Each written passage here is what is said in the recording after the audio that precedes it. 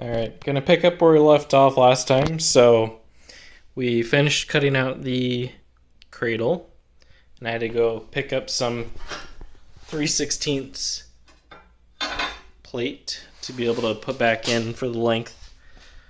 Got some old scrap for the corners, so I'm gonna cut these down. Already measured out with the dry erase.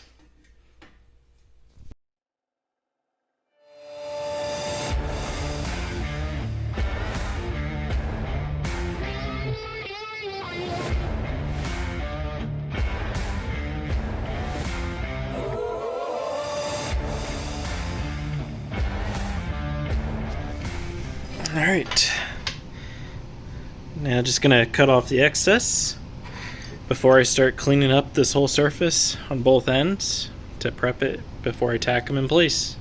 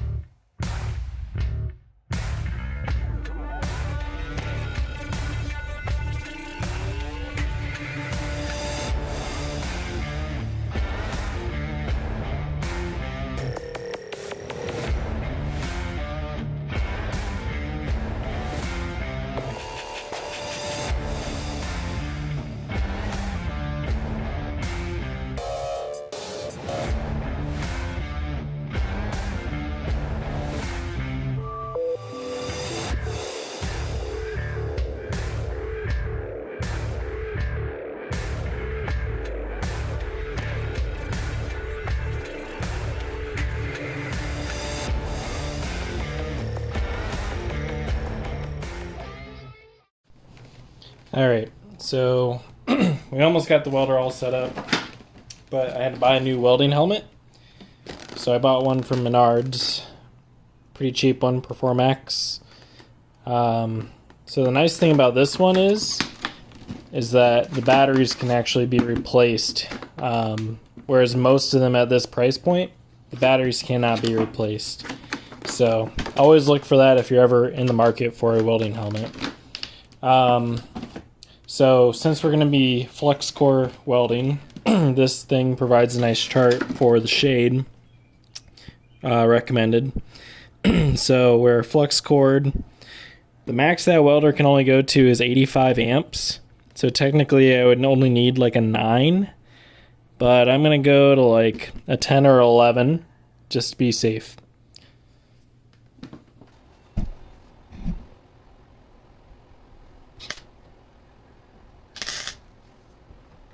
Alright, here we go.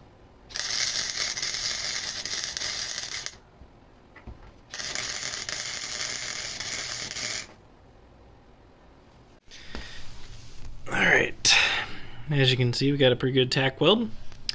Luckily I did not do a full weld because this down here was pushed in, so I was able to just pull it out. That's why you don't do a full weld. You always want to start off doing some tacks. That way you can still adjust it before you get to your final spot. So I'm going to go ahead and weld up or tack up this side as well. And then I'll probably have to flip the whole cradle over.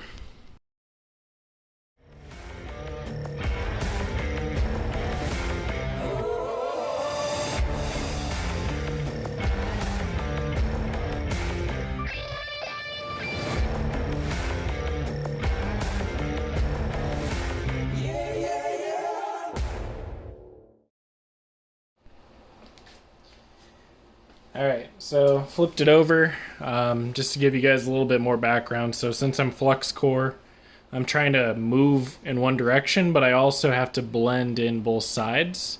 So I kind of like weave it back and forth as I go. Not sure if you'll be able to see it in the video, but we'll give it a shot.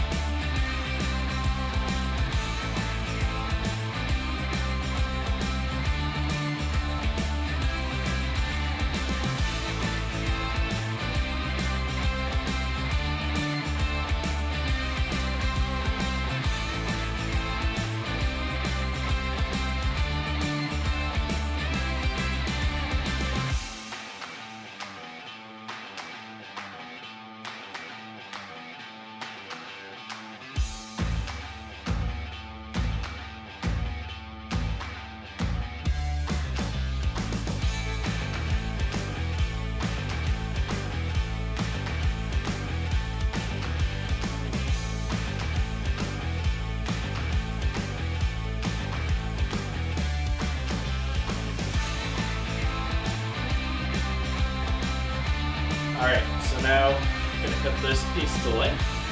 Try to fit it in between here. So let's get cut.